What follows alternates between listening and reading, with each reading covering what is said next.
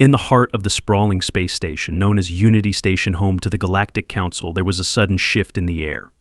It wasn't the gentle hum of the artificial atmosphere generators or the muted thrumming of ships docking at the many ports. No, something far more serious was brewing. The council hall was buzzing with activity, a rare sight for an organization that prided itself on meticulous order. Today, the council wasn't discussing trade agreements or interplanetary disputes. Today, they were convened for an emergency session, and the cause of their gathering was as strange as it was unprecedented: coffee. The hall's grand arches gleamed with the usual dignified silence, while the faint bioluminescent glow from the walls flickered with tension.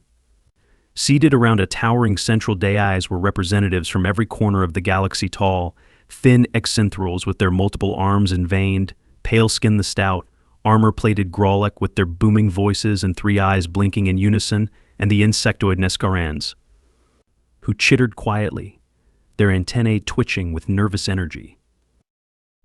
At the center of the dais sat the Chief Arbiter, a regal figure from the Eric species whose flowing, silken robes gave off a faint glow.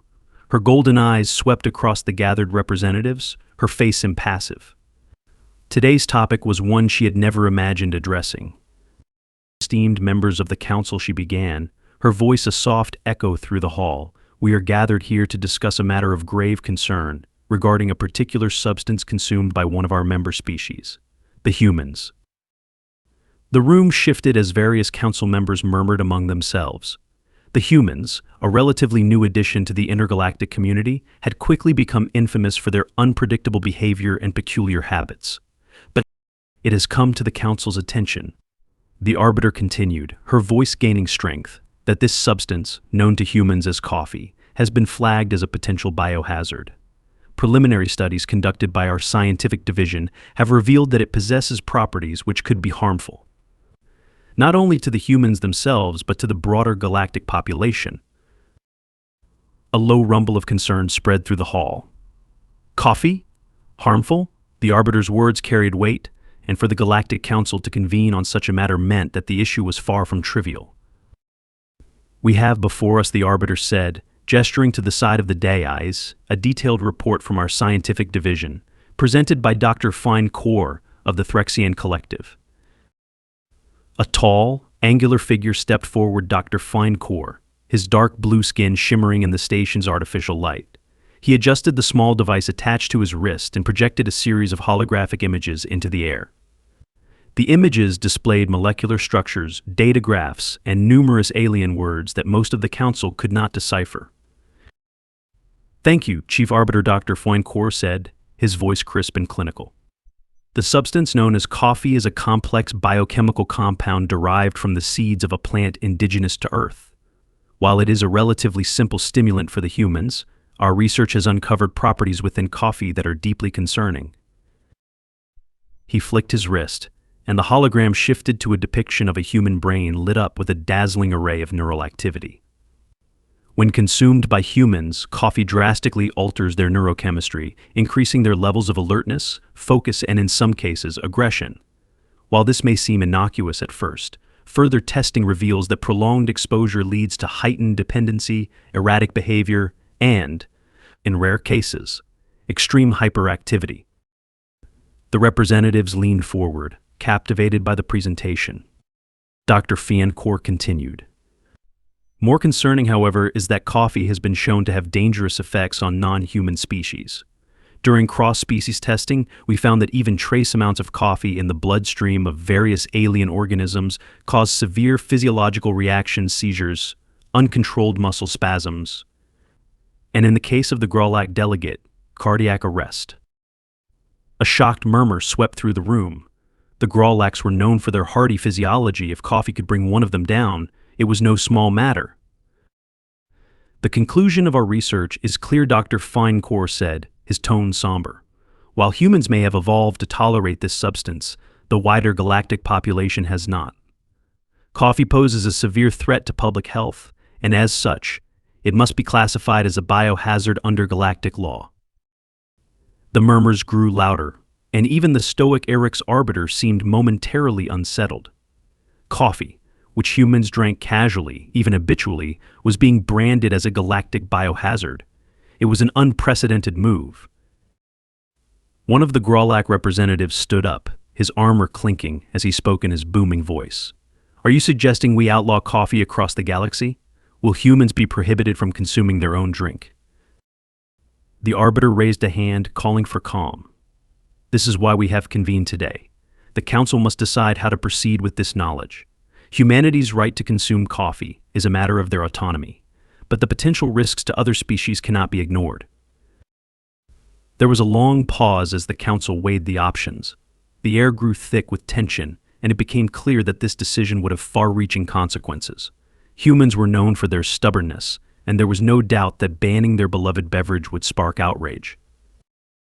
Finally, a delegate from the Iskakari, a species known for their delicate, feather-like features and logical diplomacy, stood and spoke. Perhaps a compromise can be reached. We cannot ban humans from their own traditions, but we also cannot allow a substance as dangerous as coffee to spread unchecked. What if we declare certain zones human settlements, their ships, and outposts where coffee may be consumed freely, but ban its export and consumption outside those areas? A murmur of agreement rippled through the room. The suggestion seemed reasonable, a middle ground that preserved human autonomy while protecting other species. The Arbiter nodded slowly. This proposal has merit. I will put it to the Council for a vote. As the Council members cast their votes, there was little doubt about the outcome. Moments later, the Arbiter raised her hand. It is decided. By majority vote, coffee is hereby declared a biohazard. It may only be consumed within human-designated areas, and its distribution to non-human species is strictly forbidden. Dr. Finecore bowed and returned to his place, satisfied with the Council's decision. But even as the meeting adjourned, there was an unspoken understanding in the room humans were not going to take this decision lightly. Back on Earth, in the cozy confines of a small coffee shop in Seattle, none of this galactic drama mattered. The smell of freshly brewed coffee filled the air as baristas pulled espresso shots, steam rising from frothy cappuccinos and warm mugs clinking against wooden counters. Josh Keller, a regular at Roasted Delight, sat in his usual spot by the window, savoring the first sip of his morning coffee. The rich, earthy flavor filled him with a sense of calm and energy, as it always did. He was a coffee addict, and proud of it. 2, sometimes 3 cups a day, depending on the stress at work. As he glanced around the shop, the light chatter of other patrons blending into the background, his phone buzzed with a notification. It was a news alert from one of the many space channels he followed. Galactic Council declares coffee a biohazard, limits human consumption to designated zones. Josh nearly choked on his coffee as he read the headline. What the hell, he muttered, scrolling through the article with increasing disbelief. The more he read, the more absurd it sounded. The Galactic Council, the big interspecies body that governed trade, travel, and interplanetary relations, was declaring coffee a biohazard. Because it was dangerous to aliens? Josh shook his head in disbelief, tapping on the article to skim the details. Apparently some scientist had run tests, found that coffee messed with alien biology, and now the Council was cracking down on it. Can't be serious, he muttered. He held his mug up to his lips, savoring another sip, as if in defiance. No way they're going to stop me from drinking coffee. The door to the cafe swung open, and Josh's friend Kim strode in, her hair damp from the misty Seattle rain. She grabbed a seat across from him and shook off her jacket. Did you hear about the Galactic Council thing? She asked, clearly fired up. They're banning coffee. Josh laughed. Yeah, I just read about it. Apparently it's a biohazard now. Kim rolled her eyes. Of all the things that could be a galactic emergency, coffee is what they're worried about? This is ridiculous. What aliens can't handle a little caffeine. Seems like it, Josh said, tapping his phone. Something about seizures and heart attacks. Apparently it's deadly for some species. Not my problem, Kim said, waving down a barista to order her usual double-shot latte. If aliens can't handle coffee, that's on them. I'm not giving it up. Josh grinned. Same. They can come pry it out of my cold, caffeine-dependent hands. The two friends shared a laugh, but as they settled into their drinks, Josh couldn't help but wonder how far the council's new ruling would go. They were talking about enforcing this ban across the galaxy, and if history had taught him anything, humans didn't like being told what to do, especially when it came to their coffee. A few weeks later, the repercussions of the council's decision began to ripple through the galaxy.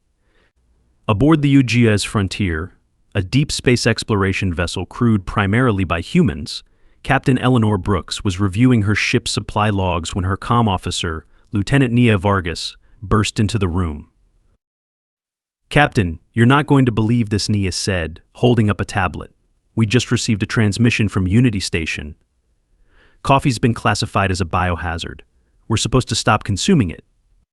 Eleanor raised an eyebrow. "Coffee? Seriously?" Nia nodded, her face a mix of frustration and disbelief. "Apparently it's harmful to a bunch of alien species, so the council's cracking down. They're saying we can only drink it in human-designated zones, like our quarters or Earth, but it's banned from common areas and shared spaces." Eleanor rubbed her temples. "Let me get this straight. The galaxy is filled with pirates, smugglers, hostile alien factions, and unknown dangers, and they want us to worry about coffee." "Pretty much." The captain sighed. "What's the crew's reaction?" Nia hesitated, biting her lip. "They're not happy, Captain. A lot of them are coffee addicts. Morale's going to take a hit." Eleanor leaned back in her chair, contemplating the absurdity of the situation. The UGS Frontier had been on a months-long mission to chart unknown space. The crew relied on coffee to keep going, especially during long shifts and tense moments. This ban was going to be more than just an inconvenience, it was going to cause an uproar. After a long pause, she smiled. "Well, Lieutenant, I think it's time for some good old-fashioned human ingenuity." Nia raised an eyebrow. "What do you mean?" Eleanor stood and walked over to her desk, where a small silver coffee maker gleamed under the lights. She grabbed it and placed it on the table between them. "This," she said, patting the machine affectionately, "is going nowhere. I don't care what the Galactic Council says. We've got bigger problems to deal with than a cup of coffee." Nia grinned. "So, we keep drinking it?" Eleanor nodded. "Exactly. We'll keep it quiet, of course. But I'm not about to deprive my crew of something that keeps them sharp. If the Council wants to enforce their ban, they can come aboard and try. But I've got a feeling they won't be wasting resources on raiding deep space exploration ships." The two women exchanged a conspiratorial glance before Nia saluted and headed back to the bridge. And so the UGS Frontier continued its mission, quietly defying the Galactic Council's decree as crew members enjoyed their contraband cups of coffee in secret. But they weren't the only ones who resisted. Smuggling rings and black markets.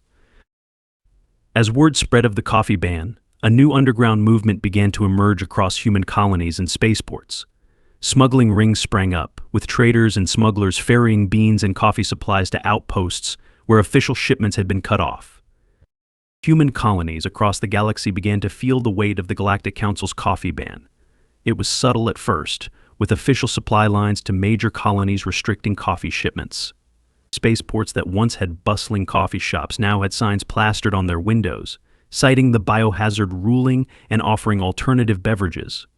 But to most humans, a synthetic energizer drink wasn't even close to the experience of their beloved brew. One of the first places to feel the ban's effects was Terra Nova, a frontier colony at the edge of explored space. It was a rough and tumble settlement where miners, engineers, and traders worked long hours under harsh conditions. Coffee was as vital to them as air and water. But as the restrictions tightened, the colony's only coffee house, the Grind, suddenly found itself cut off from its supply. Emerson Grant, the owner of the Grind, stood behind the counter of his cafe, staring down at the last 2 bags of coffee beans he had left. He ran a hand through his graying hair, his mind racing. It had been 3 weeks since his last shipment, and his regulars, tough men and women who worked the mines or served in the local defense force, were starting to get desperate. He heard the bell above the door jingle as someone walked in. Emerson looked up and smiled when he saw a familiar face. Sergeant Kim Davis, the head of Terra Nova's security team, strode in, her uniform dusty from the mines. She dropped her helmet on the counter and gave Emerson a look of mock sternness. "Tell me you've got coffee," she said, leaning forward, her voice thick with exhaustion. "The guys are about ready to riot." Emerson chuckled, but it was a bitter sound. "I've got enough for maybe one more week. After that, I'm out." Kim's face darkened. "This ban is ridiculous. We're out here in the middle of nowhere, busting our backs to keep the colony running, and the council wants to take away the one thing that gets us through the day." Emerson nodded grimly. "Word is the next supply ship won't be bringing coffee at all. If we want more, we're going to have to find less official channels." Kim's eyes narrowed, and a smile tugged at the corner of her lips. "Is that your way of saying you're thinking of going rogue?" "I'm saying I know a guy," Emerson said quietly, glancing around to make sure no one was listening. "He runs shipments from the outer belt. Not exactly legal, but he can get us what we need." Kim leaned in, her voice low. "How much are we talking?" "Enough to keep the colony caffeinated for a month? Maybe 2, Emerson replied. "But we're going to have to keep it quiet. If the council finds out, they'll find the hell out of us. Or worse." Kim nodded thoughtfully. "I'll talk to my guys. If we need to, we'll help you move it once it gets here." "But you didn't hear that from me." Emerson grinned. "Thanks, Kim. I'll make sure you get the first cup when the shipment arrives." As Kim left the cafe, Emerson's mind was already racing with plans. He knew the risks coffee smuggling wasn't exactly the kind of business that went unnoticed for long, but the alternative was unthinkable. Terra Nova needed its coffee, and if the Galactic Council wasn't going to provide it, they'd find another way. The Smugglers network. Meanwhile, on the other side of the galaxy, the coffee smuggling network was growing faster than anyone had anticipated. Small, independent freighter captains and traders who once dealt in everyday goods had realized the lucrative potential of transporting coffee to the outer colonies. With supply lines cut off, prices were skyrocketing, and the risk was worth it. One such smuggler was Wes Trenton, captain of the Silver Wind, a mid-sized cargo ship that had once been a legitimate trader.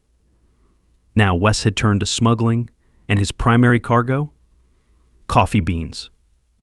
His reputation as a reliable supplier had spread across human colonies, and he had more requests than he could handle. The Silver Wind hummed quietly as it drifted through space, making its way toward a remote human outpost on the moon of Icarus IV. Wes leaned back in his pilot's chair, his feet propped up on the console. His co-pilot, Tessa, was busy checking their cargo inventory.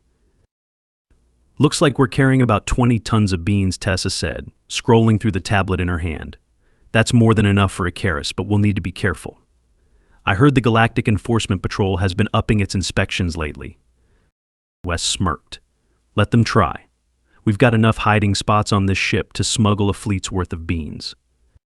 Tessa rolled her eyes. "It's not just about hiding it. If we get caught, we're talking heavy fines or worse. You've seen what the Council's been doing to smugglers caught with coffee." Wes waved a hand dismissively. "Relax. The crew on Icarus is paying triple the usual rate. Even if we hit a few roadblocks, we'll come out ahead." Tessa sighed but didn't argue. They'd been running coffee for months now, and while they hadn't had any major issues yet, the stakes were getting higher. The Council had started cracking down hard on smuggling, and there were rumors that they were working on a new, more advanced type of scan that could detect even the most well-hidden cargo. "Just don't get cocky," she said finally, stowing the tablet and leaning back in her seat. "We're not untouchable." Wes grinned. "Where's the fun in that?" While smuggling operations expanded on the outskirts of human space, things were heating up at Unity Station. The Galactic Council's enforcement arm, the Galactic Enforcement Patrol GEP, had begun a series of high-profile raids on known coffee smugglers. The message was clear: the Council was serious about enforcing the ban. In a sleek, sterile office overlooking the station's sprawling docking bays, Commander Velen of the GP reviewed the latest reports. A no-nonsense Threxian with dark, glistening skin and sharp, predatory features, Velen had earned a reputation for ruthless efficiency. And now, his sights were set on stopping the coffee trade. "Commander," his adjutant said, stepping into the office and saluting. We've intercepted communications from several known smuggling rings. They're moving large quantities of coffee to the outer colonies. We believe there are shipments en route to Icarus IV, Terra Nova, and several other human settlements. Velen narrowed his eyes. And what of the freighter Silver Wind? Have we located it? Not yet, sir, the adjutant replied. But we've deployed additional patrols to sectors where we expect them to pass through. It's only a matter of time. The commander tapped his desk thoughtfully. Humans have a peculiar way of clinging to their vices, even when they're dangerous. We'll need to be thorough. Begin scanning all human vessels that pass through Unity Station, regardless of their cargo manifest. If they so much as have a coffee bean aboard, I want them detained. The adjutant nodded and left the room, leaving Commander Velen alone with his thoughts. As he gazed out at the bustling station below, Velen couldn't help but feel a grudging respect for the humans' tenacity. They were a strange species, reckless and stubborn, but there was something admirable in the way they defied the odds. Still, the law was the law, and he had a job to do. If it meant cutting off their precious coffee supply to maintain order, then so be it. Despite the GPS efforts, coffee smuggling continued to grow, and soon it wasn't just smugglers who were getting involved. Across human space, people began to resist the ban in subtle and not-so-subtle ways. In the larger colonies, underground cafés started popping up, hidden in the back rooms of warehouses or in the basements of apartment complexes. These secret coffee shops catered to those desperate for a taste of the forbidden brew, charging steep prices for a cup of contraband caffeine. On Earth, protests erupted in cities across the planet. Signs reading "Save our coffee and caffeine" is life were held aloft as crowds gathered in front of Galactic Council offices. Humans had never taken well to being told what they could or couldn't consume, and the coffee ban was becoming a rallying point for something much bigger, a fight for autonomy and personal freedom.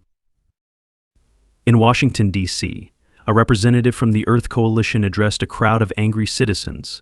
"The Galactic Council has overstepped its bounds," she declared, her voice echoing through the plaza.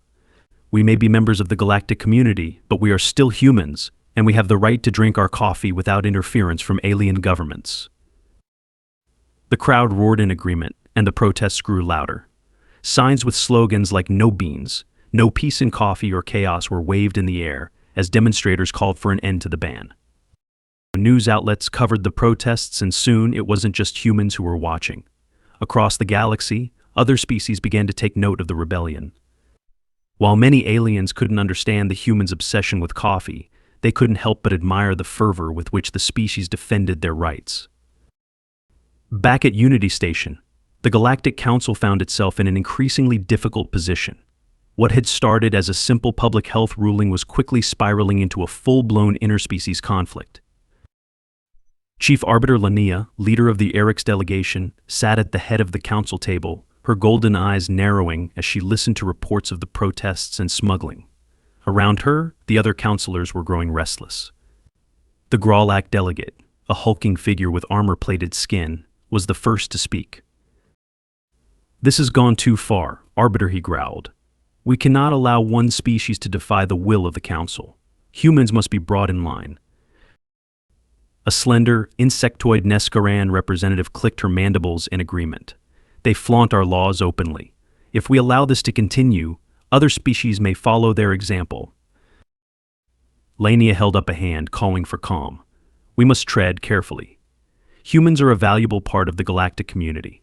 While their defiance is troubling, we cannot afford to turn them into enemies. They are unpredictable, and their influence is spreading." The room fell silent as the weight of her words sank in. Humans, while still a relatively young species on the galactic stage, had made significant technological and cultural contributions. Their adaptability and resourcefulness were well known, and pushing them too far could have unforeseen consequences. The Iskari delegate, a calm and logical diplomat, spoke next. "Perhaps we should reconsider the extent of the ban. While the dangers of coffee to non-human species are real, we may have overestimated the threat it poses. Could we not find a solution that satisfies both parties?" Lania considered the suggestion carefully. The council was in a precarious position. If they pushed too hard, they risked alienating not just the humans, but potentially other species who might sympathize with the rebels. I propose a compromise, Lanius said finally. We will maintain the biohazard classification of coffee for non-human species, but we will lift the restrictions on human consumption. They will be free to trade and drink coffee within their own territories, as long as it does not spread beyond human space. The council members exchanged uneasy glances, but none voiced opposition. It was a delicate balancing act, but one that might be necessary to maintain peace. With a decisive nod, Lanius spoke again. Let it be known that the Galactic Council has reconsidered its ruling. Coffee will no longer be classified as a biohazard for humans, but its distribution to other species remains forbidden. Let this be a gesture of goodwill to our human allies and a reminder that we respect their autonomy. The council chambers grew quiet, and though the decision was made, Lania couldn't help but wonder if this would truly be the end of the matter. Humans had a way of turning the simplest of issues into complex, unpredictable outcomes. News of the council's revised ruling spread like wildfire across human colonies. In cities, spaceports, and frontier outposts, there were celebrations as people learned that their precious coffee was no longer under threat. The protests fizzled out, and smugglers, seeing the reduced demand, shifted their operations back to more traditional goods. At Terra Nova, Emerson Grant stood behind the counter of the grind, a wide grin on his face as he watched the morning crowd pour in for their daily fix. The smuggled beans had arrived just in time, but now, with the council's decision, he no longer had to worry about running out.